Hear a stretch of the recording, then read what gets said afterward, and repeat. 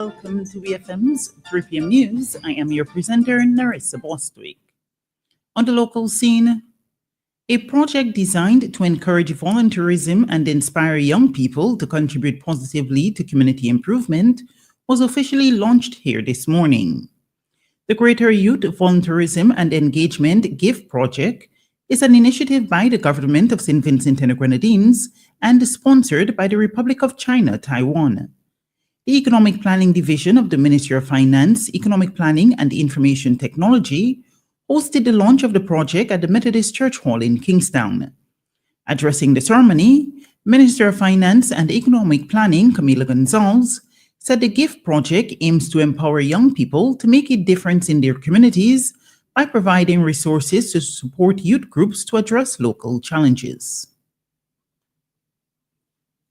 So the idea is young people who are on the ground will see some issue in their community that they believe they can address. Not that they can post online, not that they can comment on, not that they can wait for somebody else to come and do, but they will see something that they can address. Is it like the young men and women in Epic Song Steel Orchestra, a building in the community that has become dilapidated that they want to fix up? Maybe. Is it that there's some area where people used to play football, but it's become overgrown and people don't play there anymore and they want to clear it up and adopt a patch of land?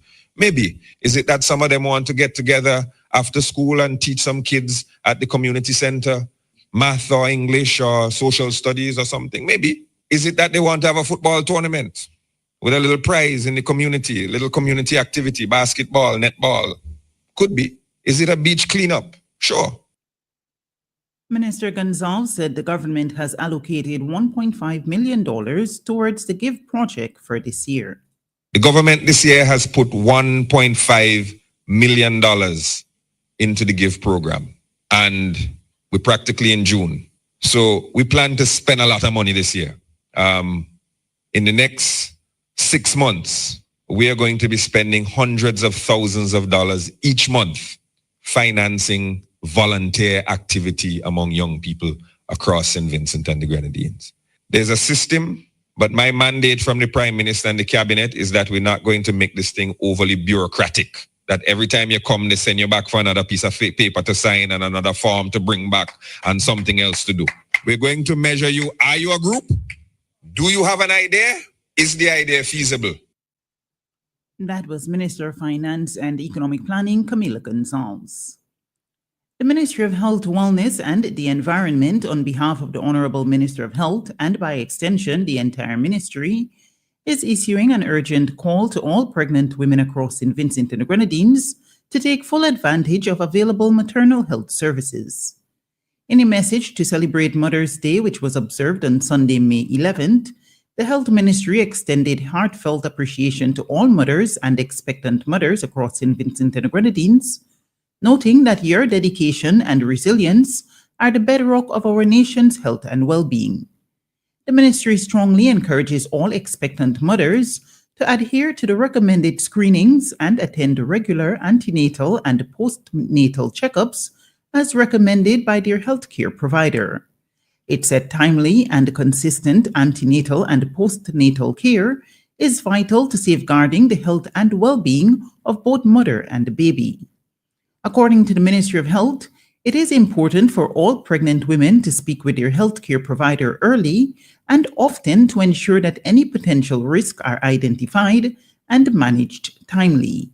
The earlier these conversations begin, the better the chances of preventing complications and ensuring a safe pregnancy and delivery. The ministry reassures the public that it continues to invest in improving maternal and child health services across all sectors and remains steadfast in its mission to support and empower mothers through accessible healthcare services and educational resources. The Digital Transformation of Agri-Food Systems project was launched at the Dumbarton Agricultural Station on May 6th. The initiative is being implemented by the Caribbean Agricultural Research and Development Institute, CARDI, in collaboration with the Ministry of Agriculture, Forestry, Fisheries, Rural Transformation, Industry and Labor, and the Alliance of Biodiversity International and the International Center for Tropical Agriculture, CIAT. The project is being funded by the Agency for International Cooperation of Colombia, APC Colombia. Following the opening ceremony, 25 participants began training in the use of the MyGeofarm app, starting with a theoretical session at the Dumbarton Agricultural Station. On Wednesday, May 7th, the training continued with a practical field demonstration on how to use the app. The training exercises will take place over a period of 3 months. In regional news, days after newly elected Prime Minister of Trinidad and Tobago, Kamla Persad-Bassessa, said her administration will seek out a gas development collaboration with the government of Guyana, Vice President Bara Jagdeo has shot down any such plan. At a press conference on Thursday, Mr. Jagdeo said such collaboration is nearly impossible since the government of Guyana is not directly involved in the country's gas development. He explained that there are already private arrangements in place for the development of natural gas in Guyana, with various development options already on the table. Right now, from the gas to energy project, there is no gas to supply to anyone.